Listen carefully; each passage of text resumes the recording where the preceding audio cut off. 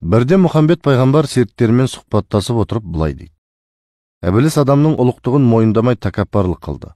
Сол ниет үшін қарғыс қамытын киіп жәннаттан қуылды. Сол дұшпан Сәфидан бері ізімізден бағып толассыз азғырып келеді. Алайда Әзәзіл де бетіне күйе жағылып, күнәлі болмай тұрғанда 7 қат жерде, 7 қат көкте тыңбай ғибадат еткен. Қазірде Тәңірге деген тағатын орындайды деді.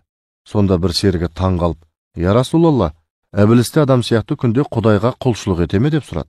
Әлбетте, бірақ шайтан құлшылықты әдетке айналдырған. Оған ықыласпен отырып зікір салауат айту ғана нәсіп болмаған, деді пайғамбар. Ал шын жүректен зікір салауат айту кімдерге бұйырған? Зікір салауат ұлық Алланың тек ең тақуа құлдарына берген нығметі. Әсіресе Алатаңмен аралас айтылған салауат пен дұғаның қадірі бәрінен қымбат. Үздіксіз айтылған салауат жүректің кірін кетіріп, ізгілікке құштар етеді.